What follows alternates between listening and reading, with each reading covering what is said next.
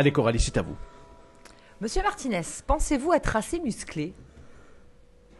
Ça se voit pas de prime abord, je dirais, mais oui, ça va. Ma musculature est pas trop mal. Assez musclé dans votre bras de fer avec l'État sur 2 sujets majeurs dont on va parler. D'abord, l'installation d'une ligne électrique à très haute tension sur votre territoire. Et puis ensuite, bien sûr, le plan Rhône, largement revu à la baisse pour protéger les populations.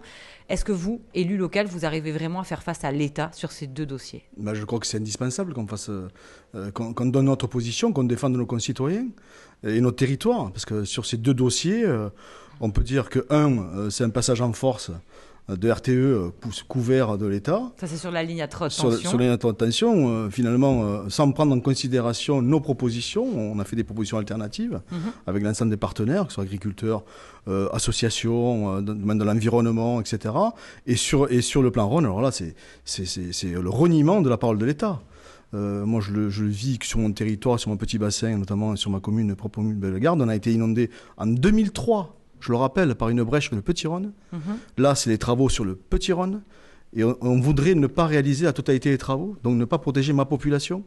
Donc ça veut dire déjà 21 ans qu'on n'est pas protégé. Et encore une fois, on passerait à la trappe. Non, je pense que ce n'est pas sérieux. Les 2 dossiers sont quand même distincts. Est-ce que sur la ligne à très haute tension, quelle marge de manœuvre vous avez? Ça paraît quand même très compliqué de s'opposer à ce projet. Écoutez, on verra bien. Vous savez, moi je vois des projets qui sont abordés par d'autres collectivités en soutien de l'État et qui n'avancent pas. D'accord. C'est-à-dire, vous pensez à quoi? Je ne sais pas, on voit des autoroutes, on voit des lignes à très haute tension, on voit des contournements qui n'avancent pas. Moi, je veux bien, et c'est pas une position dogmatique, je ne me bats pas contre la région PACA, mais je dis simplement à l'État, ceux qui vont récupérer les subsides, les bénéfices de cette ligne à très haute tension, notamment par l'économie, par la réindustrialisation, je ne suis pas opposé à ça. Au contraire, c'est bien, il y a la décarbonation, mais ce n'est pas à nous de subir l'ensemble des conséquences néfastes. J'entends bien votre plaidoyer, mais au niveau de vos marges de manœuvre. Écoute, on verra. On attend un petit peu les actes, comme on dit, les actes administratifs aujourd'hui dans ce dossier. La concertation Fontaine se termine. Oui. Le préfet de région a envoyé ça à une commission nationale de consultation. Puis on va voir. Et puis on se battra par tous les moyens. Je l'ai dit. Je pense qu'aujourd'hui, les opposants de ce territoire, ils sont sereins, ils sont unis. Mais écoutez, on verra ce qu'il en viendra. Sur le plan Rhône, juste une seconde, est-ce que je pense que sur le plan Rhône, l'État a compris. Et je pense qu'ils se sont laissés un petit peu embarquer par des positions administratives. Allez Coralie, vous vouliez parler des agriculteurs également. Oui, un sujet brûlant puisque la dernière récolte, elle a été mauvaise, notamment en raison du climat et puis du mildiou. Elle aggrave une crise quand même que traversent depuis des années les agriculteurs, notamment en raison de la baisse de consommation d'alcool. Vous, en tant qu'élu du territoire, parce que les agriculteurs, ils façonnent aussi nos paysages, qu'est-ce que vous pouvez faire ? Alors moi, modestement, j'essaie d'accompagner les agriculteurs en essayant d'acheter du foncier et de le remettre à bail, notamment avec des clauses environnementales à des jeunes agriculteurs. Vous arrivez à en trouver ? J'ai déjà fait une 30aine d'hectares. Donc du coup, on va continuer là-dessus. On essaye modestement d'acheter de la production locale. Voilà, on essaye modestement, nous, les collectivités, de promouvoir le local. On l'a vu pendant le Covid, on avait aidé, on a fait des aides, à l'achat local. Et ensuite, moi, je pense que les agriculteurs, on va parler d'argent tout à l'heure, mais de sous. Donc, ils parlent de sous, mais ils ne parlent pas que de sous. Ils parlent d'abord d'une reconnaissance. Ils parlent aussi de règles, des règles qui soient des règles communes pour tous. Et aujourd'hui, malheureusement, même au sein de l'Union européenne, on se rend compte qu'il n'y a pas les mêmes règles, pas les mêmes traitements, pas les mêmes autorisations. Ça, je pense qu'il faut régler ce problème rapidement, voire quitte à être hors, entre guillemets, réglementation européenne et définir une période de 5 ans. On se dit maintenant, on arrête tout, on prend les mêmes règles qu'il existe aujourd'hui dans la communauté européenne et déjà, vous verrez que les paysans, je ne pense pas que les paysans sont à la recherche de subventions ou à la recherche d'argent. Ils sont surtout à la recherche de reconnaissance et ils veulent vivre de leur activité professionnelle, de leur travail. Et je pense que ça, c'est important que tous les gens le reconnaissent et aussi qu'au niveau national et au niveau européen, on reconnaisse cette nécessité absolue. Coralie, je vous redonne la parole dans quelques instants. Vous avez des questions plus politiques pour notre invité. Mais Nicolas Salim, vous avez la parole. Votre question à notre invité. D'abord, Nicolas. Alors, plus politique, plus politique qu'une question politique. Juan, vous êtes un acteur de terrain, un élu qui œuvre beaucoup sur le terrain et vous le mettez en avant et vous avez raison. Justement, en tant qu'élu local de terrain, quelle est la bonne stratégie selon vous pour contrer l'extrême droite, le camp réactionnaire qui est malheureusement très présent dans votre territoire et qui tend à gagner du terrain alors même qu'on le sait, les solutions qu'elle propose ne sont pas du tout bénéfiques à la population et à vos administrés. Qu'est-ce que vous faites pour localement, très concrètement, parvenir à les convaincre que c'est une impasse ? Alors vous savez, je crois que les gens aujourd'hui, on ne doit pas leur donner de leçons. Je crois que c'est fini ça. Et puis, vous savez, j'ai un territoire particulier, vous l'avez dit, dans le département du Gard, j'étais un premier territoire où le Rassemblement national, où le FN s'est installé. C'est un territoire pauvre, un des plus pauvres de France, dans les 5 premiers, les plus pauvres de France.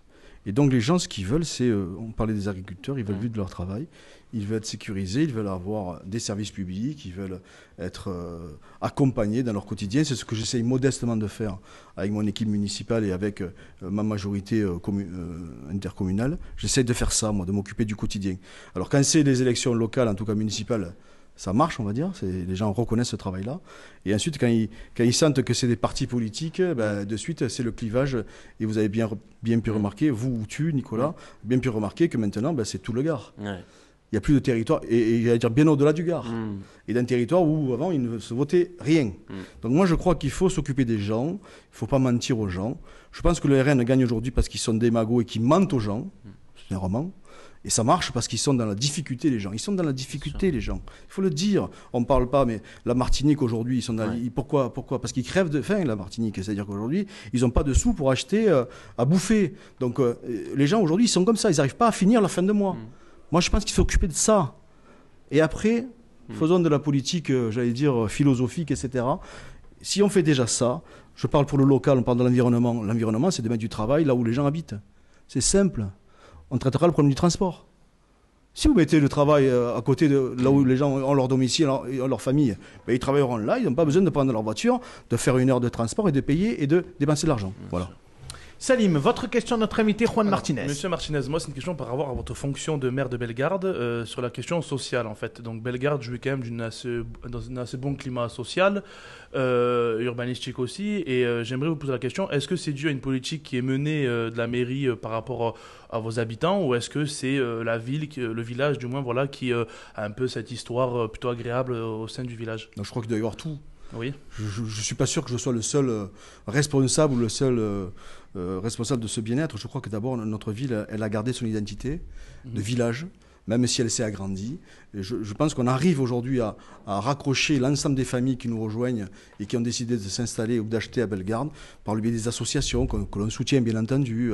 Elles sont au nombre de 100. Donc il y a des équipements aussi neufs à disposition des familles, des enfants. Je pense que c'est ça aussi. Mais c'est aussi une identité.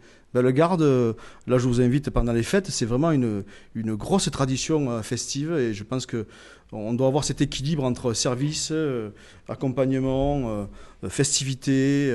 Il faut que les gens se sentent bien dans nos villes. Je crois que c'est ça le remède. Si les gens se sentent bien, ils y restent. Ils y font leur famille, puis après, il y a pas de dispositif qu'on a mis en place. Le périscolaire, c'est gratuit. Le centre de loisirs, c'est très accessible. Enfin, il y a plein de choses, mais peu importe. Ça, je veux dire, c'est la poudre au-dessus du truc. Mais Salim, ça va te convaincre d'habiter à Bellegarde. Peut-être, je réfléchis. En ce moment, je suis en train de déménager. Donc, et j'ai une deuxième petite question, si vous me permettez, Abdel. Et quel conseil ou quel regard vous avez sur la ville de Nîmes, vous, en tant que maire de Bellegarde, par rapport aux problématiques que Nîmes rencontre, notamment socialement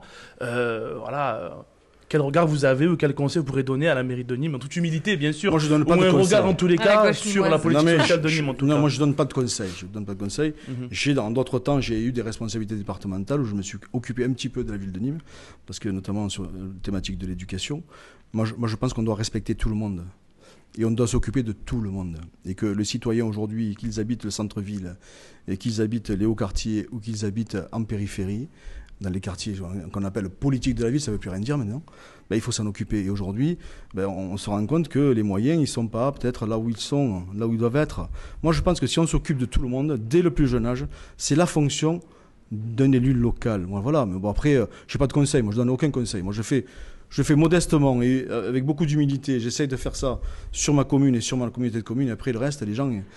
Enfin, je ne suis pas encore candidat à la ville de Nîmes. Si la question c'était ça, je ne suis pas candidat pour l'instant à la ville de Nîmes. Peut-être à Mais Beaucaire. par contre, vous êtes sur le territoire de Beaucaire et là on a des questions avec Aurélie à vous poser sur ce sujet-là. Oui, vous venez d'évoquer la CCBTA que vous présidez, la communauté de communes Beaucaire Terre d'Argence. Dans 18 mois, ce sont les élections municipales.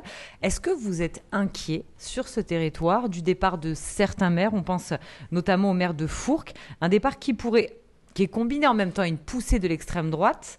Et ces deux facteurs mis ensemble, ça pourrait peut-être vous coûter votre présidence à la CCBTA. Est-ce que vous n'êtes pas inquiet du paysage politique actuel? Alors ma présidence à la CCBTA, c'est pas une litote, quoi. Je veux dire, je vais pas faire une maladie si je suis pas président de la CCBTA Non, aujourd'hui. mais vous avez gagné une courte tête la dernière fois. Oui, mais ça, c'est parce qu'on n'est que 34 sièges. On n'est que 34 sièges. Et avant, c'est les conseils municipaux qui désignaient les élus communautaires. Maintenant, c'est une liste. Et donc, l'opposition de chaque commune peut intégrer aujourd'hui la communauté de communes. Donc, les règles ont changé depuis 2014. En 2020, ça a changé. Ce n'était pas les mêmes règles. Les règles ont changé. La situation est particulière puisque ce n'est pas le maire de la ville-centre qui est président de la CCBTA, c'est vous, maire de Bellegarde. L'agglo de Nîmes, ce n'est pas le maire de la ville qui est le président. Non, mais c'est souvent le cas quand même. Dans 88% des cas. Si vous avez lu l'édito de ce matin, mais oui. Donc ça faisait entre 12 et 13% encore, où il y a encore des présidents qui ne sont pas la ville-centre. Et du coup bon, moi, je suis maire, mais vous savez, c'est un accord local. C'est toujours un accord local. Toujours. Moi, je ne suis pas inquiet parce qu'on disait que j'allais perdre la Comcom en 2020, que j'allais pas l'avoir en 2014, que j'allais pas l'avoir en 2020, parce que je suis peut-être une bête rare. Je suis un petit peu de gauche dans un territoire qui n'y a pas beaucoup d'élus de gauche. C'est vrai que vous êtes un ancien socialiste. Mais après, je pense que je crois que on a vraiment un accord avec l'ensemble des communes, l'ensemble des élus, mis à part Beaucaire. Mais vous n'y travaillez pas, c'est comme dans 18 mois les municipales. Vous êtes quand même un politique rompu à l'exercice. On vote, mais vous êtes quand même un élu qui est rompu à l'exercice. Est-ce que vous n'êtes pas en contact avec des maires? Est-ce que vous ne regardez pas la succession dans certains territoires, à Fourques par exemple? Moi, je regarde tout, j'examine tout, et je travaille. Je me doute. Et je travaille toujours. Moi, le seul truc que je fais, et que c'est sûr, c'est que je travaille. Et je travaillerai, entre guillemets, pour que ce territoire ne soit pas le territoire d'un seul parti politique, mais le territoire des citoyens de l'ensemble du territoire. Mais la question de Coralie, elle est assez intéressante parce que bien évidemment que vous allez avant tout vous intéresser à Bellegarde pour 2026, mais la question autour de Beaucaire, elle est très importante. Je présume que vous allez quand même regarder d'un œil avisé qui va se présenter face à l'extrême droite à Beaucaire. Oui, je regarde, mais je ne suis pas... Puisque vous le disiez que... C'est pas moi qui vais présenter un candidat, si vous croyez que moi je vais prendre position... Le mécanisme ayant changé, ça veut dire que si l'opposition rentrait plus en force à la mairie de Beaucaire, ça pourrait avoir une incidence favorable pour vous à la CCBTA. Je dis simplement, pour gagner une municipale, il faut l'union. De quel côté qu'on se situe. S'il y a une désunion, à Beaucaire plus particulièrement, à Beaucaire, ça sera le cas encore une fois. Et s'il y a une désunion aujourd'hui des oppositions contre les majorités sortantes, ça sera très difficile de peser sur le mandat qui viendra. Donc ça, voilà. Donc oui, moi je donnerai, je suis très attentif à toute cette situation, mais je ne suis pas inquiet. Je n'étais pas inquiet en 2020, je ne suis pas inquiet. Donc moi je veux dire, c'est les gens qui décident. Et puis aussi, c'est ça qu'il faut aussi rappeler, c'est les gens qui décident. C'est pas parce que moi je travaille, que moi j'ai fait un truc. C'est les gens qui décident. Mais pourquoi est-ce que vous réussissez à Bellegarde, vous n'avez pas la recette pour Beaucaire? Parce que je suis pas. D'abord, j'habite pas à Beaucaire, je suis pas élu à Beaucaire. Donc je vais pas me présenter. Je ne me présente pas à Beaucaire, moi. Vous savez, moi j'habite Bellegarde. Vous pourriez impulser une candidature à Beaucaire, vous pourriez accompagner. Mais ça marche jamais, ça. Ça marche jamais, ça. Les gars, il faut... Enfin, excusez-moi. Je deviens un petit peu trop amical. Allez-y, c'est notre dernière. Ça ne marche pas, ça. Les gens... Vous savez, les gens, ils se positionnent sur des personnalités, sur une équipe municipale. Si vous avez des personnalités qui sont reconnues, une équipe municipale qui est reconnue, vous allez avoir un poids politique. Et si vous n'avez pas... Si ceux qui ont des capacités à être reconnus et à peser dans une ville ne se présentent pas à une élection municipale, comment voulez-vous qu'ils arrivent à gagner une élection municipale? On sait que donc c'est M. laisser Ménard le n'était champ pas aux votre autres. tasse de thé, d'ailleurs. C'est les champs aux autres. Donc voilà, il faut qu'il y ait des gens qui sont reconnus dans la ville, pas des gens qui prennent une adresse postale et qui s'installent. Alors sur les personnalités, on en a une, nous, à vous proposer et à vous demander effectivement de nous dire ce que vous en pensez, c'est Nelson Chaudon, le nouveau maire de Beaucaire. Coralie. Et surtout, nouveau vice-président de la communauté de communes, de votre communauté de communes. Quelle délégation vous allez lui confier? J'ai donné la même délégation que son prédécesseur. L'habitat? Ouais, l'habitat, voilà, et puis parce que ça a traîné en longueur.